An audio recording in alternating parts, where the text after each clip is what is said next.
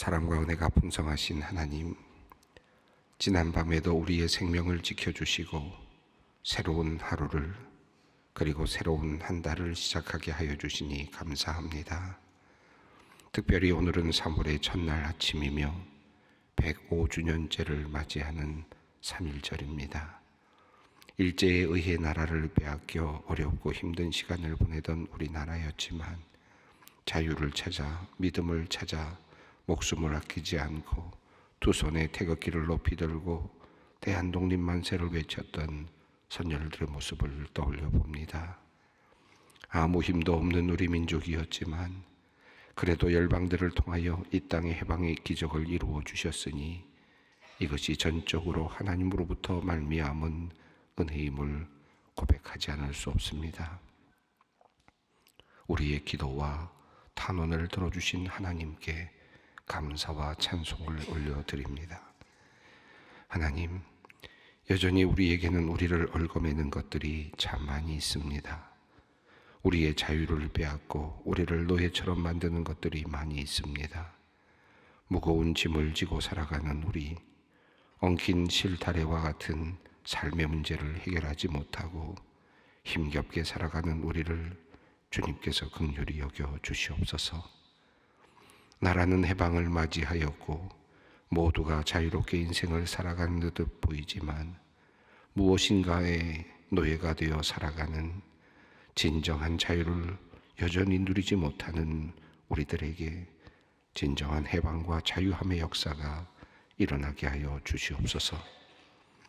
잘못된 습관의 노예가 된 사람, 정력의 노예가 되어 살아가는 사람, 잘못된 신앙, 이단에 걸려 참된 자유를 누리지 못하며 살아가는 사람, 병의 위력에 눌려 노예처럼 살아가는 사람, 이념의 노예가 되어 살아가는 사람, 자녀를 하나님처럼 섬기느라 노예처럼 살아가는 사람들에게 오늘 이 아침 참된 자유와 해방을 선물로 내려 주시옵소서.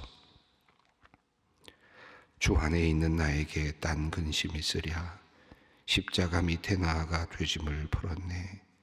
이것이 우리의 노래가 되게 하시고 참된 해방이 우리의 고백이 되게 하여 주시옵소서.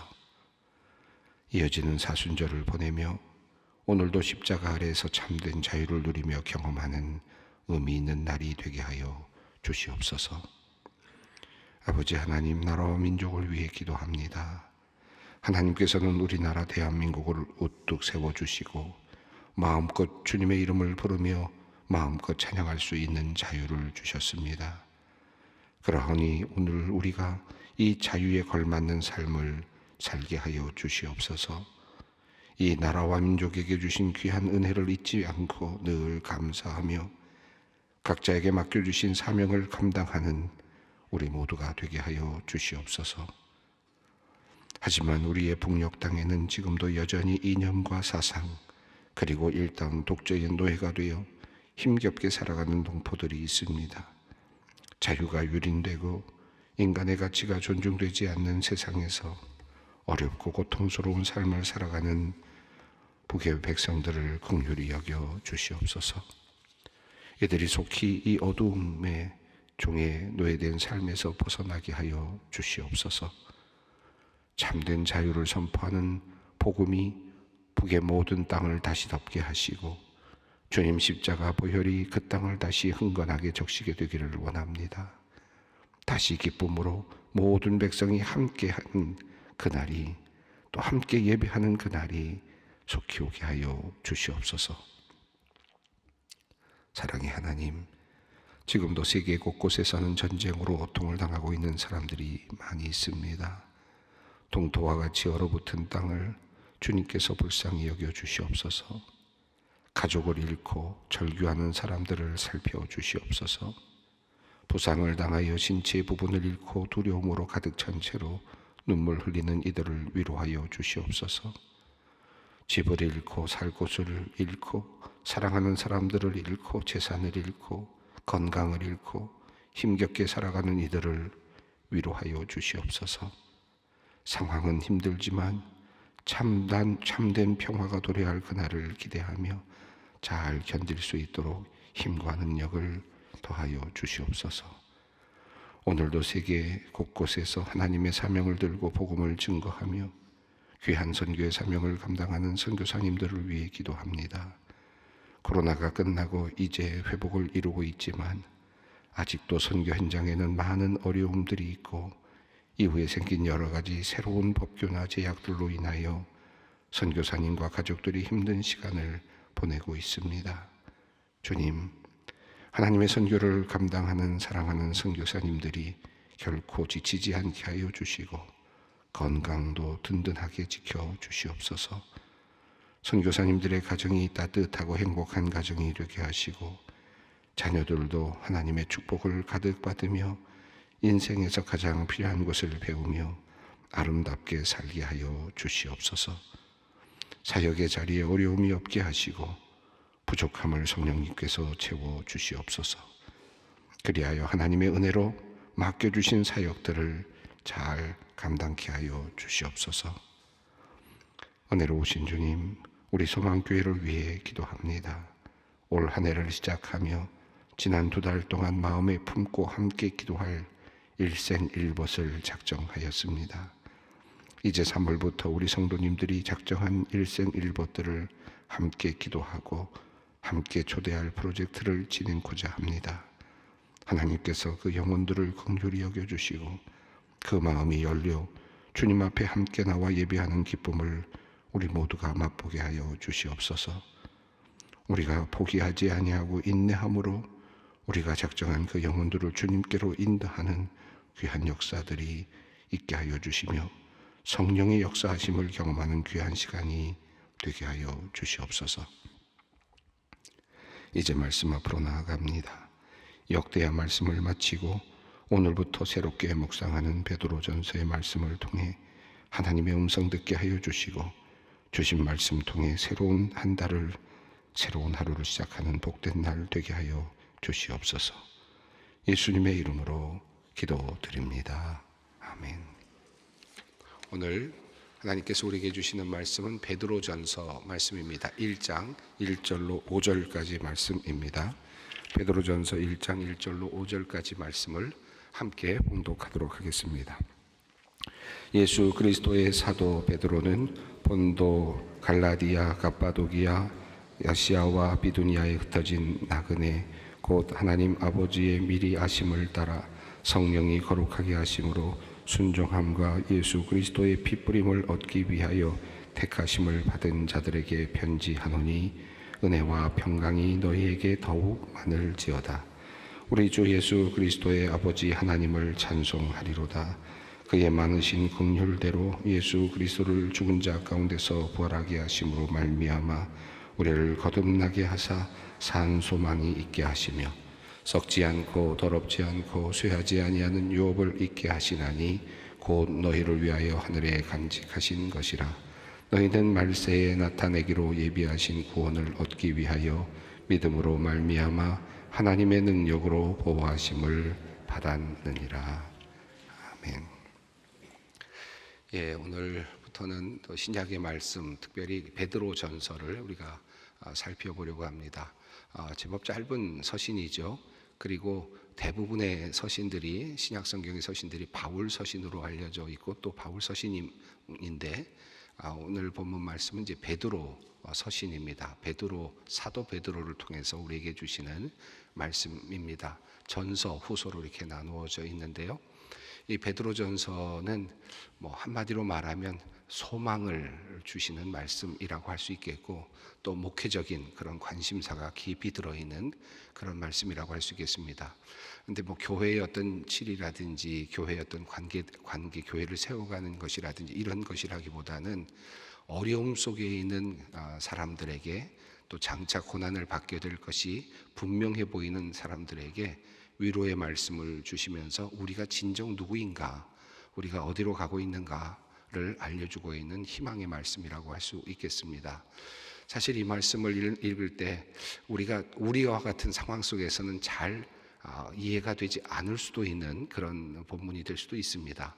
그러나 또 한편으로는 우리 내면에 이와 같은 모습이 사실은 숨겨져 있고 우리의 상황 속에서도 어려운 문제들이 많이 있기 때문에 이 말씀을 내 안에서 또 적용할 수도 있는 귀한 말씀이 되겠습니다. 제가 조금 장황하게 말씀드렸습니다만은 이 말씀은 앞으로 지금 있게 될 장차 오게 될 고난의 모습을 미리 내다보고 있으면서 그리고 이미 시작되어 있는 그들을 가운데서 이미 고난이 시작되고 박해가 시작되고 핍박이 시작되어 있는 모습을 보고 있으면서 앞으로는 조금 더 이제 심해질 것 같은 그런 모습이 이미 보이고 있는 상황 속에서 초대교회 교인들에게 우리가 이 고난을 당하는 것이 어떤 의미일까? 왜 우리는 이런 고난을 당하는가? 그리고 또 우리는 이 고난 속에서 어떤 생각을 하면서 이 세상을 살아가야 될까 하는 그런 마음을 주는, 또 그것을 격려하는 그런 말씀이라고 할 수 있겠습니다. 이 제작 연대, 이 베드로전서가 쓰여진 연대를 대략 추정하는 분들은 대략 네로의 박해가 있기 직전에, 그러니까 서기 한 62년, 63년, 4년 어간, 그 어간 정도로 그렇게 추정들을 합니다. 네로의 박해, 그다음에 도미티안 박해 같은 아주 심한 박해 이전에, 그래서 아마 그래도 베드로서에서는 그럼에도 불구하고 세상 권력에 복종하라고 하는 이런 말씀들이 나오는 것으로 봐서 아주 심각한 박해 직전에, 그러나 이미 세상은 이 세상 사람들은 그리스도인들을 박해하고 또 그리스도인이 된다는 것은 심각한 어려움에 처하는 그런 상황이었던 그런 상황 속에서 이제 그리스도인이 된다는 것이 뭘까를 알려주는 그런 말씀이라고 할 수 있겠습니다. 우리가 신앙생활하면서 예수 믿으면 잘 될 거야, 또 예수 믿으면 우리는 좋은 일을 많이 경험할 수 있을 거야 라고 이렇게 판단을 하고 또 생각을 하고 예수를 많이 믿게 되는데, 그런데 예수를 믿으면 안 돼, 큰일 나, 예수를 믿으면 완전히 망하는 거야 라고 하는 그런 느낌이 들었던 시대, 그런 시대에 주시는 말씀이라고 할 수 있습니다. 그러니까 도저히 예수를 믿으면 이제 이 세상에서는 희망이 없어. 예수 믿으면 큰일 나. 예수 믿으면 잘못하면 죽어. 예수 믿으면 그 자체가 그냥 이 세상에선 성공하지 못하는 길로 들어서는 거야. 이런 느낌을 받는 그런 사람들, 그 사회 속에 처한 사람들에게 주시는 메시지라고 할 수 있습니다. 제가 언젠가 오래전입니다만은 이집트를 방문해서 학생들을 인솔해서 간 적이 있었는데, 아마 이집트 방문하신 분들은 콥틱 그리스도인들을 아마 만나셨을 겁니다. 이 콥틱 그리스도인들은 지금도 이집트 사회에서는 소외된 그런 사람들로 그렇게 간주되고 있고, 그분들이 살 수 있는 곳은 그리스도인이라고 하는 것을 그 스스로 인정하는 순간에 그들이 살아야 될 것은 이렇게 어떤 특별한 지역으로만 국한해서 살아야 되고, 그들이 살아야 되는 것은 주로 쓰레기장, 그리고 또 쓰레기들이 모여지는 곳, 이런 곳에만 그리스도인들이 살도록 되어 있고, 그리고 어떠한 공적인 어떤 직업이나 이집트에서 특별한 어떤 공무원이 되거나 하는 일들은 다 막혀 있고, 높은 자리에도 올라갈 수 없고, 이런 구조로 되어 있는 것을 제가 들었습니다. 그러면서도 그럼에도 불구하고 콥틱의 그리스도인들이 그 지역에 쓰레기장이 있는 그곳에 모여서 지금까지도 수천 년 동안, 지금까지도 2000여 년 동안 거의 예배를 드리고 있고 그리스도인으로서 살고 있는 그런 공동체를 보았습니다. 그러면서 그들이 간증하는 모습들을 제가 보면서 그리스도인이 된다는 것이 과연 뭘까? 그리스도인으로 산다는 게 과연 뭘까에 대해서 심각하게 생각을 했던 적이 있었습니다. 사실 우리가 언뜻 생각할 때는 이런 생각이 우선적으로 있지 않습니까? 그리스도인이 된다는 것은 비록 이 세상이 힘들지만 또 이 세상에서도 성공할 수 있어. 이 세상에서도 하나님께서 나를 잘 이끌어 주셔서 이 세상에서 높은 자리까지도 올라갈 수 있고 좋은 일도 많이 경험할 수 있게 될 거야 라고 하는 희망이 어느 정도는 있지 않습니까? 우리는 이 세속 사회 속에서 그리스도인이 된다는 것이 그다지 우리에게 큰 장애를 주지 않는데, 콥틱 그리스도인과 같은 사람들은 여전히 지금도 그와 같은 굴레 속에서 살아가면서 그래도 예수 믿을래? 라고 하는 질문 앞에 서 있단 말이죠. 아랍권에 있는 많은 그리스도인들이 지금도 여전히 그러한 상태에 있습니다. 그저 가까운 예로 본다면, 비근한 예로 든다면 북한에 있는 그리스도인들이 그러하겠습니다. 지금 북한에 숨어 있는 그리스도인들이 그와 같은 박해를 당하고 있죠. 숨어서 예배를 드려야만 되고, 혹시라도 그리스도인이라는 것이 발각되면 사실은 죽음에까지도 처할 수 있는 그와 같은 심각한 상황인데, 통일은 될 것 같지도 않고 아직은 그런 상황 속에서 그들은 내가 그리스도를 믿는 것이 무엇일까, 이런 상황. 이 베드로 전서를 읽을 때 그와 같은 상황을 계속 생각하시면서 읽으면 그런 사람들에게 성경은 뭐라고 말씀하고 있는가 라고 하는 질문 앞에서 이 본문을 읽으면 조금 더 와 닿을 수 있을 것 같습니다. 또 우리들의 삶 속에서도 비슷하죠. 내가 예수 믿으면 잘 될 줄 알았는데 왜 잘 안 될까? 계속해서 나는 힘든 상황 속에 있을까? 왜 옆에는 이렇게 자꾸 나를 박해하는 사람들이 많이 달라붙을까? 왜 나를 이렇게 힘들게 하는 일들이 계속해서 생겨나는 것인가? 나는 더 이상 이 세상에는 희망이 없는가? 이 세상에서는 성공이라는, 세상적인 성공이라는 것은 나하고는 거리가 먼가? 라는 느낌이 드는데, 예수를 잘 믿고 있는데도 불구하고 왜 이런 일이 일어나는가? 라고 하는 질문이 있는 사람들에게 어찌 보면 이 말씀은 굉장히 중요한, 그리고 우리에게 와닿는 말씀이 될 것입니다. 자, 이런 관점을 가지고 수신자들을 한번 어느 정도 이렇게 정리를 좀 해보았습니다. 자, 이런 외부로부터 핍박이 오고 어려운 환경이 계속 도래하고 있는 상황 속에서 우리는 누구인가? 그리고 우리는 어디로 가고 있는가? 라는 질문. 이 베드로서가 우리에게 말씀하고 있는 것 중에서 가장 아주 흥미롭고도 또 반복적으로 몇 번에 걸쳐서 나오고 있는 우리의 정체성이 있다면 그것은 나그네다라고 하는 개념입니다. 나그네. 이 세상을 살아가는 나그네다.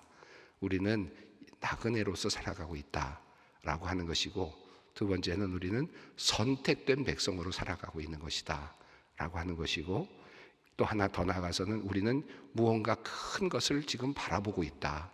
이 세상이 아닌 다른 곳에 있는 무언가를 바라보면서 이 짧은 이 세상을 살아가고 있는 존재다. 그리고 우리가 언젠가는 이 세상에서 받지 못한 것들을 받게 된다라고 하는 이 희망, 이 소망을 갖습니다.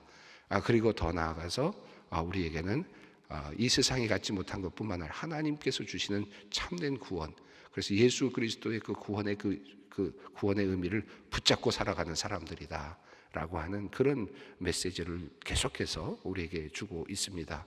자, 그래서 비록 이 땅에서 우리가 성공하지 못하고 이 땅은 우리를 계속해서 핍박하고 압박하고 있지만, 그럼에도 불구하고 우리는 우리의 신앙을 굳게 잡아야 된다라고 하는 이제 그런 메시지가 있고, 더 하나 조금 더 나간다면 그럼에도 불구하고 박해가 있고 어렵지만 그럼에도 불구하고 이 세상에서 성실하게 살아내야 된다라고 하는 메시지를 담고 있습니다. 자, 짧은 이 내용을 우리가 조금 더 그냥 간단하게, 큰 흐름을 제가 좀 말씀을 드렸는데, 이런 관점을 가지고 베드로 전서를 이제 읽게 되면 조금 더 아마 마음이 와 닿으실 수 있겠습니다. 여러분께서 이 번역을 읽으시면서 우리 개역 개정판을 읽으시고, 또 조금 어려우시면 새 번역판도 있고, 또 가톨릭에서도 함께 쓰고 있는 공동 번역서도 있습니다만은 또 영어 번역들도 있고, 그래서 번역을 같이 읽으시면은 조금 더 분명하게 이 내용을 좀 더 이해하실 수 있을 것 같습니다. 자, 이제 1장 1절 말씀을 함께 읽겠습니다. 예수 그리스도의 사도 베드로는 본도, 갈라디아, 갑바도기아, 아시아와 비두니아에 흩어진 나그네. 자, 여기 벌써 나그네라는 말이 등장합니다. 그냥 나온 말이 아니고 지금 분명한 입장, 왜 이 책을 쓰고 있는지가 분명하게 나타나는데요. 자, 사도 베드로가 쓰고 있다, 이렇게 이제 분명하게 말씀을 하고 있습니다. 물론 학자들 사이에서는 베드로가 맞느냐, 아니면 베드로와 어떤 그런 마음을 담은 어떤 다른 분의 글이냐, 이런저런 이야기들이 있긴 합니다만은, 그러나 성경은 분명하게 어쨌든 이 글은 사도 베드로의 권위를 가지고 지금 권면을 하고 있습니다. 자, 사도 베드로, 자, 본도, 갈라디아, 갑바도기아, 아시아, 비두니아. 여러분 화면을 한번 보시면 지도를 준비를 했는데 준비가 됐는지 모르겠습니다. 예, 지금 동그랗게 되어 있는 그 부분이 지금 여기 나오고 있는 지역들이 있는 곳입니다. 저쪽 왼쪽에 보시면 이탈리아가 보이시고, 또 중간 부분에 그리스 지역이 보이시죠? 마케도니아 지역이 보이고요. 지금 그 동그랗게 되어 있는 부분은 지금의 튀르키예 지역입니다. 터키죠. 옛날에 튀르키예 지역에 해당이 되는 곳인데 이것을 우리가 아시아 지역, 소아시아 지역이라고 보통 부르지 않습니까? 조금 더 깊이 한번 들어가 볼까요? 그 튀르키예 지역을 다시 이렇게 좀 나누어 보면 다음과 같이 되어 있습니다. 우선 왼쪽에 아시아가 있고, 그리고 비두니아가 위쪽에 있고, 조금 더 위쪽에 본도라고 하는 지역이 있고요. 또 갈라디아 지역, 그 다음에 갑바도기아 지역이 있습니다. 그러니까 이 소아시아 지역에 있는 모든 그리스도인들이 되겠습니다. 저쪽 왼쪽으로 멀리 이탈리아 반도가 보이는데 로마가 있는 그곳입니다. 지금 현재 이 로마의 전체적인 지배를 받아가고 있는 이제 그런 상황 속이죠. 여기에 있는 지역에 있는 사람들에게 보내는 편지다. 수신자들은 여기에 있습니다. 여기 있는 소아시아 지역에 있는 사람들인데 이분들이 이 지역에서 여러 그리스도를 믿는다는 이유로 박해를 받고 있습니다. 그리고 이제 앞으로 조금 더 지나면, 몇 년 더 지나면 그 다음부터는 아주 본격적인 그리스도인들의 박해가 이제 또 시작이 될 시점입니다. 자, 이곳입니다. 자, 이곳들 5곳을 지금 지명하고 있는데, 그러니까 한마디로 말하면 이것은 그냥 단순하게 이 지역에 있는 사람들에게만 보냈다라고도 볼 수 있겠지만, 로마에 있는 사람들을 포함해서 모든 지역에 있는 고난당하고 있는 사람들, 다양한 지역에 있는 사람들이라는 표현으로도 이해할 수가 있겠습니다. 일단 1차적인 지금 이 서신을 받는 사람들은 이 지역에 있는 사람들인데, 이 지역을 살펴보면 여기에는 해안 지역도 있고요, 그리고 산악 지역도 있고 산맥도 있고요, 고원 지역도 있고 호수도 있고요, 여러 가지 지역들이 함께 산재되어 있는 지역입니다. 어찌 보면 이것은 그냥 지명으로도 볼 수 있지만 상징적으로 본다면 소아시아에 있는 다양한 지역에 있는 사람들에게, 다양한 환경에 처해 있는 사람들에게라는 의미로도 이해할 수 있겠습니다. 자, 그러나 한 가지, 그 받는 사람들은 분명한데 그 사람들의 정체성은 나그네입니다. 나그네에게 편지를 한다. 자, 2절 말씀을 읽습니다. 곧 하나님 아버지의 미리 하심을 따라 성령이 거룩하게 하심으로 순종함과 예수 그리스도의 핏부림을 얻기 위하여 택하심을 받은 자들에게 편지하노니 은혜와 평강이 너희에게 더욱 많을지어다. 편지를 받는 대상, 1절과 2절은 그 사실을, 이제 그 대상을 알려주고 있는데, 첫 번째는 내가 나그네인 사람들에게 편지한다라는 것이고 1절, 2절에서는 택하심을 받은 사람들에게 편지한다. 그러니까 우리 수신자, 지금 이 서신을 받는 사람은 정체성이 누구냐 하면 택하심을 받은, 하나님으로부터 택하심을 받은 선택된 사람이며, 동시에 이 세상에서는 나그네로 살아가고 있는 사람, 이렇게 정체성을 말씀합니다. 근데 2절을 보면 여기에 하나님이 나오고요, 성령님이 나오고, 세 번째 예수님이 나옵니다. 한마디로 삼위일체가 여기 모두 이제 나타나는 것을 볼 수 있는데, 하나님, 성령님, 예수 그리스도, 이 세 분이 선택을 한 겁니다. 한 분이 아니라 삼위일체이신 하나님께서 나를 선택하셨다라고 이렇게 볼 수 있겠습니다. 또 고난당하고 있는 나를 선택하셨다, 이렇게 볼 수 있겠는데, 이 세 분의 역할이 조금 분명하게 드러나고 있습니다. 2절 우선 보시면 하나님 아버지의 미리 아심을 따라, 다시 말하면 하나님께서 이미 미리 정하셨다. 너는 내 사람이야, 너는 내 거야 라고 이미 결정하신, 미리 아셨다. 하나님은 미리 아셨고, 하나님은 너는 나의 것이다 라고 하는 것을 이미 하나님께서 지정하셨다는 것이고요, 선택하셨다는 뜻이죠. 이미 하나님께서 그렇게 알고 계셨고, 성령님은 어떻게 하시느냐? 우리를 거룩하게 하셨다, 이렇게 말씀합니다. 성령님이 우리를 거룩하게 하셔서, 그리고 그 성령님이 우리로 하여금 순종하게 하시고, 그리고 예수 그리스도의 핏부림을 얻게 하신다. 이 성령님이 하시는 일들이 나옵니다. 그리고 예수님께서는 뭘 하십니까? 이 땅에 오셔서 우리를 위하여 피를 뿌리시고 우리를 위해서 구원의 사역을 감당해 주십니다. 그런데 이 모든 것들, 이것들을 통해서 하나님 아버지의 역사하심과 성령님의 역사하심과 예수 그리스도의 그 핏부림의 역사를 통해서 이걸 통해서 우리가 결과적으로는 선택함을 받은 존재입니다. 자, 우리는 나그네이며 동시에 하나님, 삼위일체이신 하나님이 동시에 작업을 하셔서 우리를 택하신 그런 존재다라고 하는 것입니다. 하나님 한 분이 아니라 하나님과 성령님과 예수 그리스도가 합력해서 우리를 구원해내신 그런 존재, 택하신 존재다라고 하는 말씀입니다. 3절부터 4절, 5절은 이제 하나님에 대한 찬송인데 12절까지 이어지는 한 문장 중에 지금 세 절을 우리가 앞부분에서 다룹니다. 3절 말씀을 읽습니다. 우리 주 예수 그리스도의 아버지 하나님을 찬송하리로다. 그의 많으신 긍휼대로 예수 그리스도를 죽은 자 가운데서 부활하게 하심으로 말미암아 우리를 거듭나게 하사 산 소망이 있게 하시며. 자, 여기 보면 하나님을 찬송하리로다 성령으로 시작이 되는데요. 그가 많으신 긍휼로 말미암아 우리를 거듭나게 하셨다. 자, 우리를 거듭나게 하셔서 우리가 소망을 가지고 이 세상을 살아갈 수 있게 하셨다는 겁니다. 하나님께서 우리를 긍휼히 여기셔서 우리를 거듭나게 하셔서 새로운 소망을 가지고 살아가게 하셨다. 자, 박해를 받고 힘들게 살아가는 사람들, 그런 사람들에게 무슨 소망이 있습니까? 그런데 그들에게 새로운 소망이 생겨났다. 근데 이 새 소망은 하나님께서 우리를 거듭나게 하심으로써 우리 안에 주신 것이다. 긍휼로서 주신 것이다. 그런데 그 안에 그것이 가능했던 이유는 예수께서 부활하셨기 때문이죠.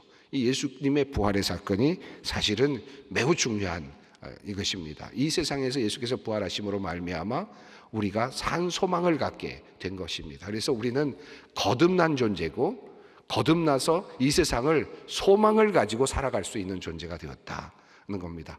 척박한 환경 속에서 그럼에도 불구하고 우리는 내 안에 산 소망이 있다라고 그렇게 고백을 합니다. 자, 4절 읽습니다.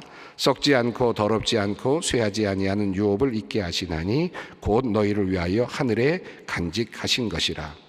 자, 이 세상에서는 소망을 가지며 살게 하시는데 어려운 환경이지만 이 세상에서 소망을 품고 살아가게 하시는데 살아있는 소망을 갖게 하시는데 두 번째, 저 세상에서는 하나님께서 이미 간직하고 계신 나를 위해서 이미 준비해 놓고 계시는 유업, 그러니까 유산입니다. 상이라고 할 수 있겠습니다. 그 상을 우리가 받도록 이미 준비하고 계신다. 우리는 그 유업을 있게 하시는 하나님의 계획 가운데 들어있다. 이미 이 세상에서는 새로운 소망을 가지고 살아가고 우리는 장차 하나님의 나라에 받을 유업을 우리는 기대하고 바라보고 있는 나그네다는 겁니다. 썩지 않고 더럽혀지지 않고 쇠하지 않는 영원한 그 유업을 우리는 바라보고 있다. 그것은 이미 간직되어 있다. 보관되어 있다라고 하는 것입니다.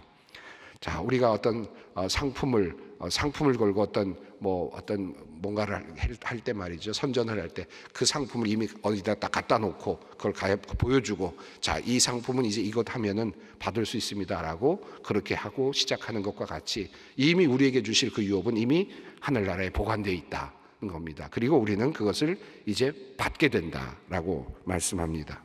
5절 말씀 한 절 더 읽습니다. 너희는 말세에 나타내기로 예비하신 구원을 얻기 위하여 믿음으로 말미암아 하나님의 능력으로 보호하심을 받았느니라. 자, 우리가 산 소망을 가지고 살아가고 그리고 유업은 이미 준비되어 있고 그리고 또 하나는 하나님께서 우리를 하나님의 능력으로 우리를 지금도 이 세상에서 보호하고 계신다라고 말씀을 합니다. 고난 속에 있지만 우리를 보호하고 계신다. 그리고 구원을 얻을 때까지 우리를 보호하신다라고 하는 말씀입니다. 자, 나그네 인생 그리고 고난 속에서 살아가는 사람들에게 주시는 메시지인데 오늘 이제 베드로서를 시작합니다. 여러분 이 말씀을 정말 이 마음에 이런 말씀이구나 하는 그런 의도를 가지고 이 말씀을 읽게 되면 한 절 한 절이 너무 귀하고 너무 마음에 와 닿으실 것입니다. 하루하루 우리 함께 읽어 나가도록 하겠습니다. 함께 기도의 자리로 나아갑니다. 하늘에 계신 우리 아버지의 이름을 거룩하게 하시며 아버지의 나라가 오게 하시며 아버지의 뜻이 하늘에서와 같이 땅에서도 이루어지게 하소서. 오늘 우리에게 일용할 양식을 주시고 우리가 우리에게 잘못한 사람을 용서하여 준 것 같이 우리 죄를 용서하여 주시고 우리를 시험에 빠지지 않게 하시고 악에서 구하소서. 나라와 권능과 영광이 영원히 아버지의 것입니다. 아멘.